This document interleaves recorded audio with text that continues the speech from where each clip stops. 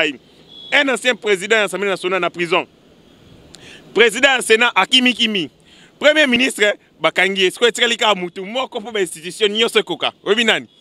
Un ancien président de la République. Yangonde Batubazo Zela, un ancien président de la République Bakangaye. Comme ça, l'institution Nyoso est à la représenter dans la prison. Mais il y a un problème de la justice, il y a un dossier.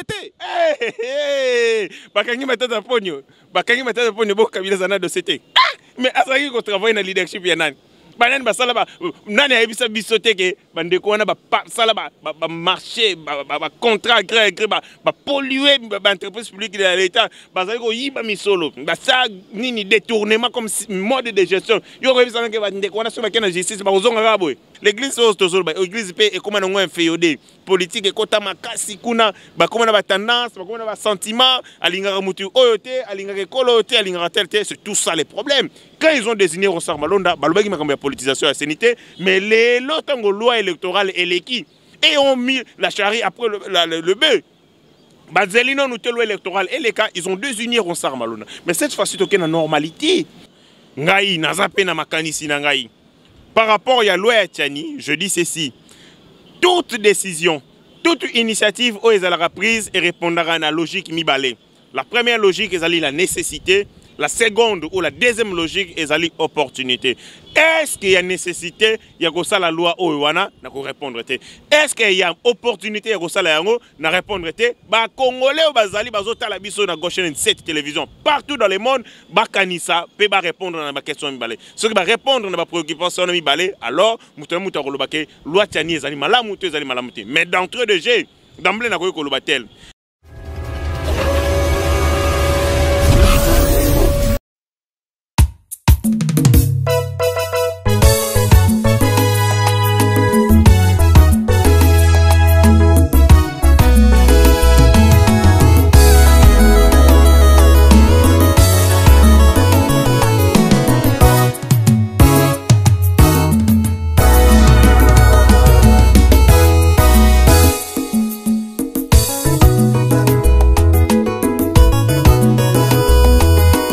Bonjour mesdames et messieurs et fidèles de Gauche 7 Télévision, bienvenue dans votre émission Le débat congolais, émission Oyoto Belaka Mingi, actualité politique en République démocratique du Congo.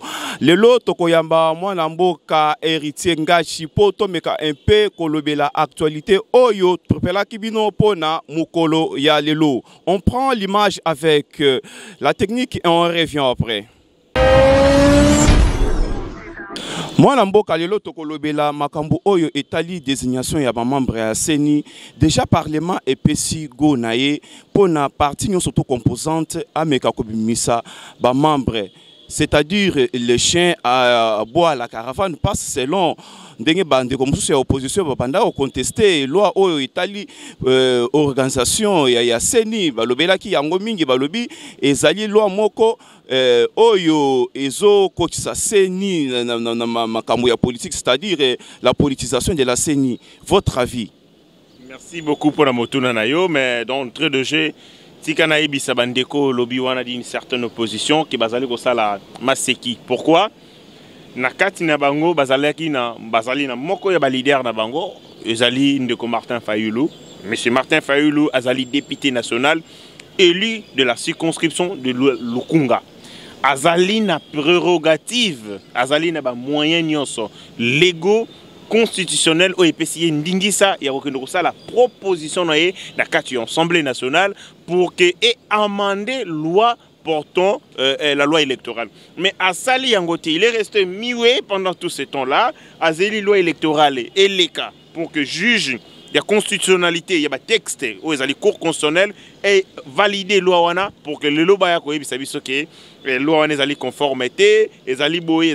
Et en plus, quand on est intellectuel et yango nazo senga opposition na biso tous na opposition moko ezali rationnel, réfléchi, o bazo pesa makani c'est pour la construction ya mboka et non faire les bruits ndengo lobi les chiens à bois parce que finalement na comme mona ngolo comme les chiens à bois. Quand les chiens à bois c'est des bruits, on ne sait pas comprendre les messages au bazali ko véhiculer. Il faut baloba clairement na kati ya loi électorale bazo reprocher yango nini. Ça, c'est être objectif et rationnel. Mais quand ils disent que politisation, il y a CENI, mais non, la CENI ne peut pas être dépolitisée. Non, la CENI doit être éminemment politique. Parce que dans l'institution, il y a G, il y a arbitrage politique. Et du coup, tout le monde il faut politique. Parce que, en étant politique, il y a enjeu, rôle, tina na bango na kati institution. Mais cependant, il y a un principe où tout ya CENI, même si bazali désigné à la base na ba formation politique na bango, il faut pas quatre cordon ombilical entre eux et leurs partis politiques. Bazo répondre sous soutien pour na ba intérêt ba parti politique na bango, mais bazo défendre ba intérêt ya peuple congolais. Et en plus, ce que le président de CENI, c'est une confession religieuse, c'est une organisation de la société civile. C'est-à-dire qu'à la tête, nous avons chapeauté centrale électorale, nous avons une société civile. Pourquoi? Jusqu'à maintenant, il faut continuer. Tout ça, là, ma bonne amie. En 2006, la politisation. Les problèmes, il faut identifier. Le problème de l'opposition, il faut identifier les vraies causes. Les vraies causes de la CENI, c'est la transparence. La transparence n'est pas liée à la politisation ou dépolitisation de la CENI. Et la opposition, même l'église, l'église catholique, pour la politisation de la CENI. Papa, journaliste éthique, Maurice, il y a une église. Mais l'église, où on a désigné qui candidat président, il y a CENI en catimini. Il y a désigné qui ressort Malonda, ce que l'église était. Basali, procédure. Il y a Moyibi, Banganga Nzambe, Basali Soni, parce que la loi est très claire. On ne désigne pas les présidents de la CENI. On désigne les membres de la CENI. Et après, Parlement na plénière organisera à investir. Bon, qu'est-ce qu'ils ont fait? À Katimini, Sangani Bango organisation, il y a la confession religieuse, désigner Rossard Malem en violation de la loi. Et même la loi électorale, ils allaient en ce moment voter. Ils allaient adopté la Cour constitutionnelle. Donc ils ont fait des choses sur base il y a un intérêt na bango pour bâtir mutu na bango. C'est ça aussi le problème. L'église l'église est comme un inféodé politique et kota makasi kuna ba comme na tendance, ba comme na sentiment, alingara mutu oyote, alingara kolote, alingara tel, c'est tout ça les problèmes. Quand ils ont désigné Rossard Malonda, balobaki makambo ya politisation à CNT, mais les lotango loi électorale et l'équi et ont mis la charie après le bœuf. Bazelino nous loi électorale et les cas ils ont désigné Rossard Malonda. Mais cette fois-ci il y a une normalité. Tout est loi électorale. Et puis en plus, ça c'est les moins bémol. Les gens disaient que bazo yo ka intention à président de la République pouvoir en place pour organiser l'élection. Mais les loi électorale et salami, ça veut montrer qu'ils ont balisé chemin pour l'organisation certaines il y a élection en 2023. Babandi sur le côté loi électorale wana ezali boye bozo politiser ni. Nazo mona ndeti ba Congo nem sous besoin na Congo. Si le président de la République a lobby que désormais il faut la lutte contre le paludisme, raison. Non, nous voulons soutenir les moustiques parce que le président de la République a décidé de lutter contre le paludisme. Au monité que kopesa mobulu et kopesa mobulu pour l'élection 2023, c'était une façon de retarder les élections aussi. Non mon frère Maurice, et qui retarder l'élection ce qui moko té. Loi électorale, loi ya arbitrage, loi où ils permettre que tout établir le Niger kozala. Si on se met déjà d'accord sur les règles du jeu, il en va de soi que matébétement qui toque. Quand vous n'avez pas de loi, les règles du jeu, penalty, beaucoup de penalty. J'ai complètement ndengni. Tant que c'est fixé la loi loi électorale à la base et qu'on permettre que le jeu est salama en fonction il y a des règles établies. La règle est établie et la qui dit que les animaux ont des conditions pour nous tout gagner. Et en plus, nous sommes dans une démocratie. Dans une démocratie, ce n'est pas l'unanimité. La démocratie, c'est une santé, d'accord. Bango balobi, bolingi passage en force. Régime bolingi passage en force mingi. Est-ce que la loi proposition à loi électorale wana banane ba proposition. Est-ce que zali ba tu mo contient mboka? Pourquoi vous voyez régime partout? Ce n'est pas nous, ce n'est pas les régimes. Oh, il y a des initiateurs, il y a loi électorale, ce sont des élus. Il fallait réaménager la loi, actualiser en fonction de l'intérêt. Et en plus, inanimité dans la démocratie, et la démocratie, tout ça, un problème, dans la loi, majorité, minorité. Tant majorité a décidé, minorité, il faut accepter. Mais aussi, tous en mode, il y a consensus. Boyokani pour que tout le monde consensus et salam qui autour de la loi. Tout le monde ne peut pas être d'accord. Une grande majorité, c'est peli na loi et c'est Pesibiso Nzela pour ma ponami na 2023. Moi Namboka héritier Ngacha, moi Namboka héritier Ngachi. En tout cas, balobi loi isa charquité. Loi isa charquité et ça ndenge ba déposa ki yangote. Bino bolingi ko sa la loi wana pour epesa bino avantage, je parle du régime. Balingi ko salela yango na avantage na bango ezandenge ndeko Christophe Lutundo la déposa ki yangote botosi sa na thème na biso ndeko nangai il faut que comprendre existence ya démocratie tango yo opesi likanisi olingi ete likanisi na yo ezala respecter iyo à la lettre comme tu le veux au comité dictateur. La démocratie, il faut qu'on s'appelle la contradiction. On peut pèse ma canisinayo, mais balobi, ma canisinayo, ah, ezali malamu, mais biso tozi, oyo, totigi, oyo.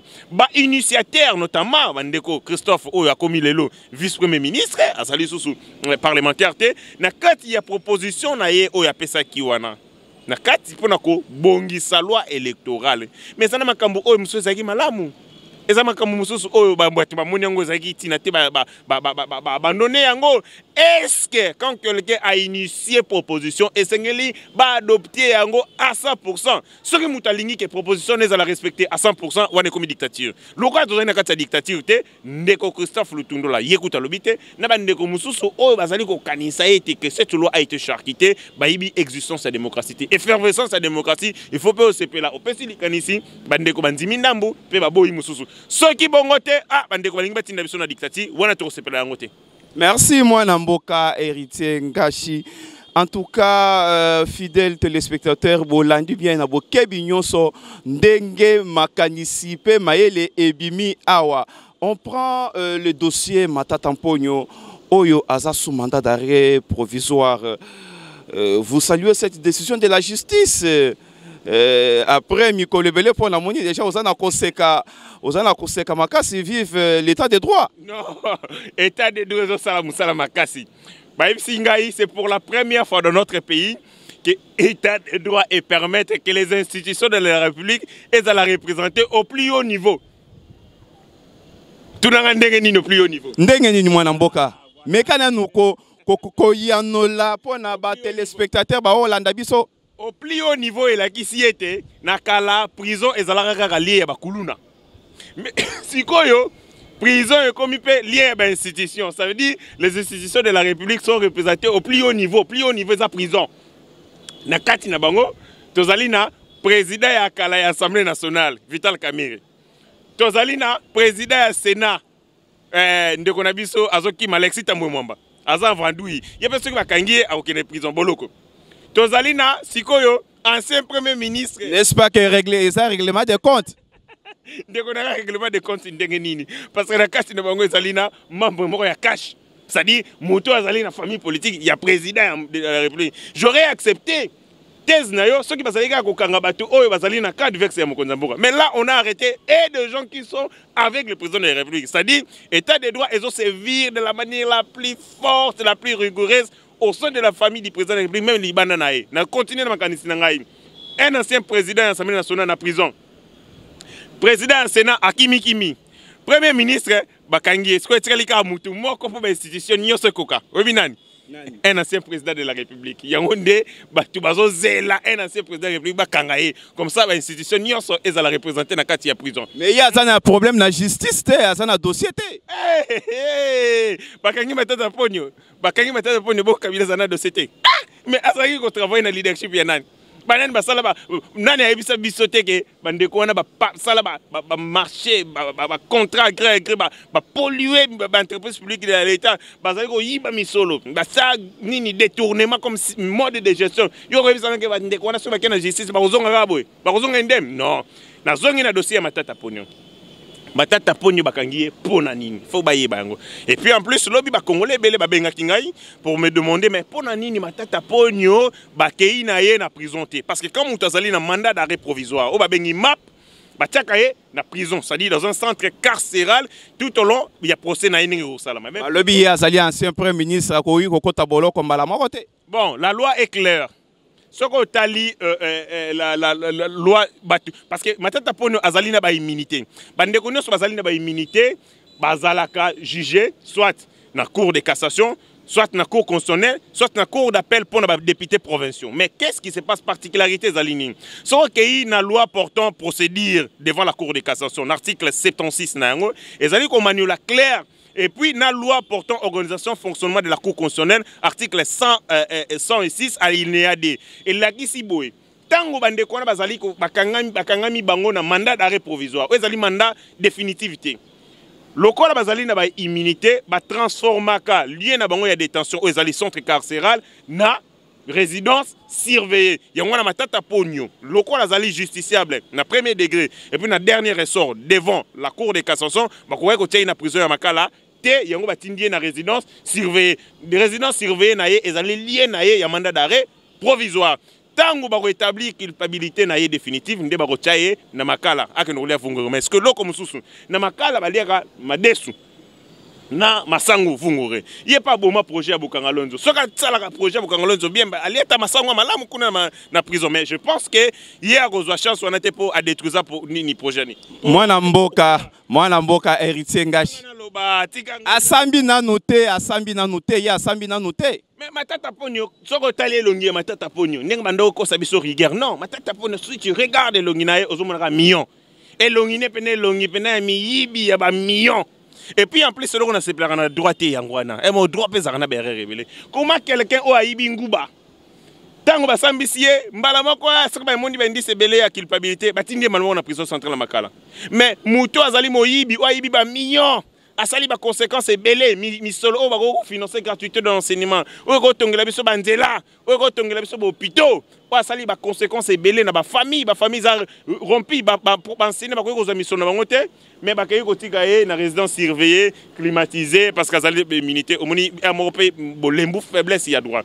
Mais quand cela n'est tel matata pone est poursuivi pour na détournement ya fonds ya za organisation o yebi yango bien tangu ndeko mobuta salaka makamoni ya za organisation apesa ba entreprise public na baninga na bautaki poto basalaka o balo bakapenda nationalisation brutale sauvage bazo ba entreprise ba yiba misolo ba botola biloko ya batu nde bataka commission pour que balandela mulikambo wana ba indemniser ba victime mais mbongo wana ba pesaka yango nani matata poni na série wana yende bazazaka mokonzi donc ba pesi ye misolo wana matata poni lokwa alingi détournement alingaka koyoka solo ya mbongo te azwa misolo wana nde akenda na yango lelo awa. Quelques années après, le rapport à IJA fait démontrer que Misso le Bunga et limona circuit nde yango wana ba monique matata poni faut batena. Merci mwana mboka héritier ngashi. En tout cas, je rappelle que eza na batu mususu ba oyo ba jiraki pe mabe to moni justice elandela bango te lokola docteur Eteni Longondo pona makambo oyo yetali misolo ya coronavirus mais justice, on dirait, ça a des poids, des mesures. Pour aussi, ça na thème oyo. Dès qu'on a des poids, des mesures, il y a justice et l'inga qui est ça la masoki bakanga yo. Ce qui bakanga qui ne ko Maurice, ngai na linga na le justice comme ko ça la des poids, des mesures. Pour yo j'ai raté. Otikala ko za misolo ya leta. Ngai na gérate bako kanganga ndenge nini. Si lokola bakangi yo te, poni bakangi ngai pete ngape na gérate. C'est parce que justice ezolanda bato bakanga ki. Bako ko ko zo innocent bakangi batie na prison. Ce que landio c'est que ozali impliqué. Na dossier oyo été ni Longondo. Na yokaki ke ba coopérer, ça dit son directeur de cabinet, donc la justice a coopéré avec son cabinet, notamment les ministres, ndé batiaki à disposition, il y a justice, ba élément ozolakisaki bazalaki clean, son directeur de cabinet na yoka bakanga kaye, c'est-à-dire que ba établissaki responsabilité il y a ministre té ndeti ndenge monsieur Vital Kamerhe azali ya kokanga na prison. Ceux qui ndeti bakangi na projet na makambo ya 100 jours. Yoko yebisanga que président de la République azaki impliqué na ni. Non, on a établi la responsabilité de la justice ba monique Eteni aza impliqué mais directeur de cabinet. Mais IGF va continuer koloba. Par rapport à l'enquête nae et sengeli Eteni azala entendu. Zala kimia tia mai nakati ya na vino malembe justice go sala musala nyo sombala morote. Obi justice zaki ko pola. Tozu justice est pola par terre. ya corruption tozo la musa yango malembe ezola kisa ba biceps nango to encourager ba effort ezo salama aller en place ya ko décourager yango ya ko lobaka ete justice yango ezo sala ezali justice à deux vitesses alors que ezo sala kaka musala na yango oyo constitution epesi yango. Merci mwana mboka Héritier Ngachi justice yango bazali kolobela régime ezali kosalela yango pona ko réclamer ba compte na batu. Bon, dossier à suivre pour Matata Mponyo à Sambi Nanouté.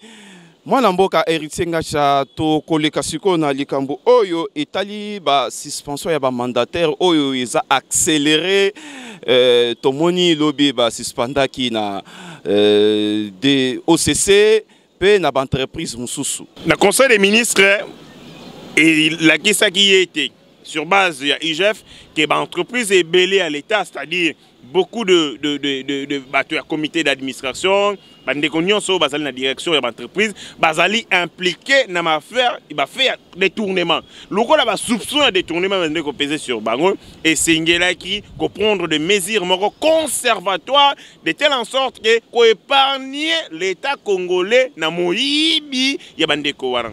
Namona ki banda décision on est au conseil des ministres, rien n'a été exécuté. Mais finalement, sur les conseils des ministres, ils sont liés par excellence, il y a décision en gouvernance et en boka. Et ça, ici. Et ça, les mélatines, ce pays est au bord, il y a faillite. Tant on est au Monaco, par la suite, le ministre, à chacun, en ce que le concerne, ma décision. Ok, côté ministre, il y a industrie. À suspendre DG, je crois, à OCC, aussi ministre des Transports, à suspendre, il y a suspendre à OCC, à suspendre à OGFREM. C'est-à-dire que le ministre va appliquer les décisions prises dans le conseil des ministres, lesquels conseil des ministres, Mkondiamboka, Azalagi Nakati. Va reprocher Bangoning. Va elongaki, va faire l'enquête pour démontrer ou soit à charge ou à décharge, va faire des corruptions, va détournements, ils vont peser sur Bango. Mais certains directeurs vont s'arranger à coopérer dans la commission d'enquête de Zalaki, dans le bombaka dossier, dans le boya accès dans la commission, ça veut dire que ça obstruction d'enquête. Tout le monde qui a gangstérisme, ils allaient sauvagerie, et Sengelagi, qu'on va mesure conservatoire pour limiter les dégâts. Il y a un moni. Na FPI, Nani, Julien Paloukou, à suspendre DGA, FPI, président du conseil d'administration, Patrice Kité, directeur général, na adjoint nae, Bakei. Ok, na OCC. Mais Patrice Kité, Azali Kosala Moussala, ils ont dernièrement Azala qui défendu par le conseiller chef de l'État, M. Bilomba, Tolanda, qui sont surtout dans Top Congo. Mais, Ndekonangaï, Kosala Moussala ya malamu. C'est-à-dire, en termes de prérogative, c'est une chose.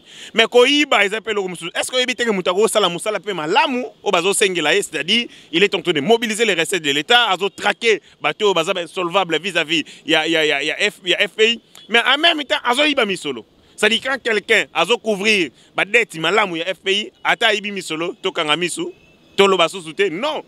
Il fait son travail, mais gestion, corruption, détournement. Le cas là fait non soana ils qui porter la charge nae et singla qui pour ça la lumière pour parce que les entreprises publiques de l'État en Congo ils ont canard boité et participer à la destruction de l'économie en Bokanabiso et bon mi progrès et bon mi développement en Bokanabiso parce que tout simplement ils ont dirigé Namibi de gens qui prenaient de l'argent de l'État parce qu'ils dilapidé des besoins personnels. Ko soma mituka, ko soma bandaku, ko kabela basi, ko kabela makangu à gauche à droite, ko tinda bana mikili apoto ndenge ba mesana. Et avec le président de la République, na vision nae et sengeli siko ko surveiller davantage la service public de l'État pour contribuer au développement. Est-ce que vous pouvez vous imaginer la régie financière nyoso, au tali lokola, DGI, au taliba régie financière misusu au moni bandakaka ndeko sele à la gouli à longa le ministère de la finance ba changer ba DG na ba entreprise wana et comme ko sala ba résultat malamu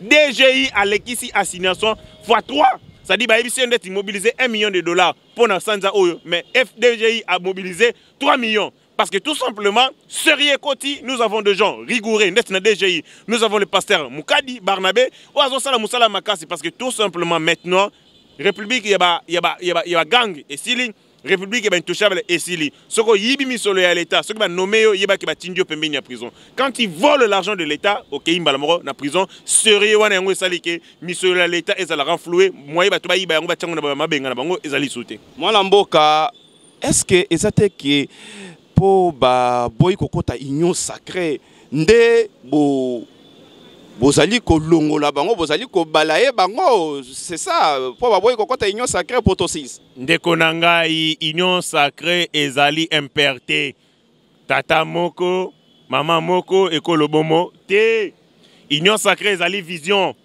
oyo epesi possibilité na ba congolais bakota librement ba souscrire délibérément olingi olingi te yo kaka ba DG oyo wana bazali poursuivi pour na ba fait ya ba corruption.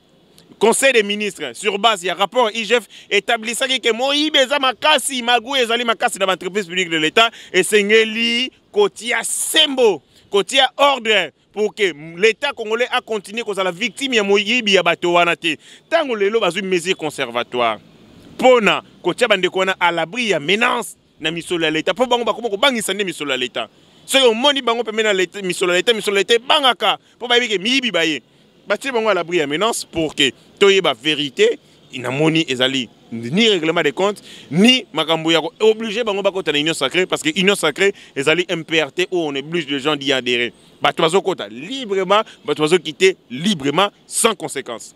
Merci beaucoup mwana mboka héritier Nkashi pour tosi cette émission ya biso ya lelo lobby tolandaki na kati ya parlement kuna mon conseiller parlement Christophe Mbosoye a lobby la loi Tiani est relevée na expression libre de tout un peuple. Bon, na ebité afi na yo na maloba na ye ezandenge nini poto si sa émission na biso mokolo lelo. Nako loba nako sala commentaire té sur avi na ye, ya azali président, ya Assemblée nationale, o ezali moko ba institution mboka na biso ezali parlement, apesi point de vue na ye lokola chef ya institution wana ngai nazape na makanisi na ngai par rapport à la loi ya Tiani. Je dis ceci: toute décision, toute initiative où elle a prise et répondra à la logique mibale.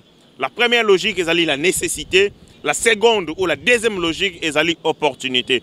Est-ce qu'il y a nécessité, il y a la loi Owana, n'a pas répondre. Est-ce qu'il y a opportunité, il y a la loi, n'a répondre. Bah Congolais ou Bazali, Bazota la biso na gauche cette télévision partout dans le monde, bah Kanisa peut pas répondre à ma question mibale. Ce qui va répondre à ma préoccupation mibale, alors mouton mouton kolobake loi Tiani ezali malamuté ezali malamuté. Mais d'entre deux jeux d'emblée n'a pas kolobatel. L'article 10 de la Constitution notamment dans l'alinéa D et lobby clairement. Dans l'alinéa liboso lobby nationalité congolaise ezali une et exclusive. Dans l'alinéa mibale et lobby banani bazali ba congolais batu o bazo partenir na ba groupe ethnique na nyonso o esali Congo na 1960. C'est-à-dire la nationalité congolaise d'origine et entre les mains ya batu o bazo appartenir na moko ya ba ethnie. Ça veut dire soki yo zali burundais et que maman na yo azali congolaise aux nationalité congolaise d'origine à travers maman na yo. Ce qui siko lelo ba exclure bandeko o bazali des pères et des mères, c'est-à-dire on exclut les originaires n'ont accéder à ma fonction.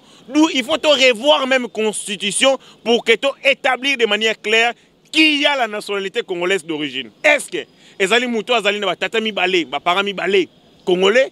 Est-ce que muto ezali na ba moko ya ba parents congolais ou ezali muto azo appartenir na moko ya ba groupe ethnique ou faire partie Congo ya lelo? Merci mwana mboka, merci mboka. Mwana mboka, merci lilo baya suka poto si sa namoni matière ezali ebele mengonga ezali muke. Un mot de la fin pour tous ces émissions à l'élo mwana mboka ezala ki esengo makasi koyamba yo na plateau na biso ya gauche cette télévision à travers l'émission Les Débats Congolais. Est-ce que okoki koloba pour tous ces émissions? Merci beaucoup pour l'invitation. Mot de la fin d'Anga Ezali qui n'a remercié Bino Nyonso pour un immense privilège, non honneur pour Pessingaï, na solo na ba Congolais au travers Gauchen Télévision, na Monique Ezali Mbala ya Liboso, mais na bandiki boko continuera ko bengi sarabiso. Na pesi ba Congolais Nyonso Longonia, courage pe makasi, ba continuer ko soutenir vision ya mokonzi ya mboka pour que to construire un état ezali, ça fera beau à vivre, un état où bandeko na biso to enrayer insécurité, to enrayer chômage, to enrayer famine, to enrayer ba problème nyonso to zali nango. Que Dieu bénisse le Congo et que Dieu bénisse le président de la République. Biso nyonso sima mokonzi mboka to soutenir ekolo. Merci beaucoup, moi, Namboka Héritier Ngachi. Merci, fidèles téléspectateurs de Cochin cette télévision. Émission Nabiso et Komina Souka Pona Moko Alelo. Télévision, Ezali Radio, Ezali Likambu Yangonga. Merci et abonnez-vous massivement sur Cochin cette télévision. Vous ne serez pas dessus. Restez bien chez vous.